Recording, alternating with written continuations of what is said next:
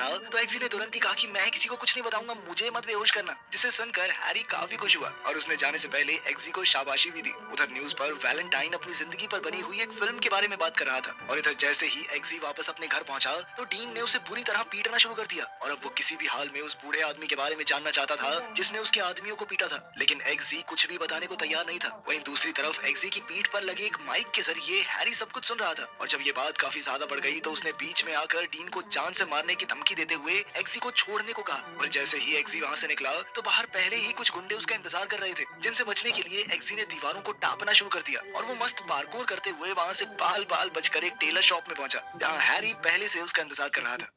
एग्जी के वहां पहुंचते ही वो उसे पीछे के कमरे में ले गया जहां उसने एग्जी से पूछा कि क्या वो हमेशा के लिए अपनी जिंदगी को बदलना चाहेगा, क्योंकि अगर वो किंग्समैन का सदस्य बन गया तो उसकी जिंदगी पूरी तरह पलट जाएगी। एग्जी की हामी भरते ही हैरी ने उसे एक खुफिया रास्ते में ले जाते हुए बताया कि असल में किंग्समैन दुनिया की सबसे खतरनाक इंटेलिजेंस एजेंसी है। इसके बाद वो दोनों बुलेट ट्रेन में बैठकर शहर से दूर एक बहुत बड़े बंगले में पहुंच गए जहाँ एग्जी ने पहली बार किंग्समैन के बेस को देखा। इसके बाद मर्लिन उसे एक कमरे में ले गया जहाँ 8 और उम्मीदवार मौजूद थे, जिनमें से एक ही किंग्समैन का सदस्य बनने वाला था। इसके साथ ही मर्लिन ने उन्हें बताया कि ये दुनिया का सबसे खतरनाक जॉब इंटरव्यू होने वाला है। मर्लिन के कमरे से निकलते ही सभी लोगों ने अपना अपना परिचय दिया। उन सबसे मिलने के बाद एग्जी ये तो अच्छे से समझ गया था कि वो उन सबसे बहुत अलग है। रात के समय सभी उम्मीदवार सोने की तैयारी कर रहे थे, पर कुछ ही देर बाद अचानक उनके कमरे में तेजी से पानी भरने लगा और देखते ही देखते वो सभी लोग पूरी तरह से पानी के अंदर डूब गए। सभी लोग ऑक्सीजन मास्क बनाने की कोशिश कर रहे थे, पर वहीं एग्जी का ध्यान एक शीशे पर गया और उसने तुरंत ही उसे तोड़ने की कोशिश की। वहीं उस शीशे के दूसरी तरफ मर्लिन खड़ा हुआ था और उसके वहां से हटते ही वो शीशा टूट गया। एग्जी को उसकी सूझबूझ के लिए शाबाशी देते हुए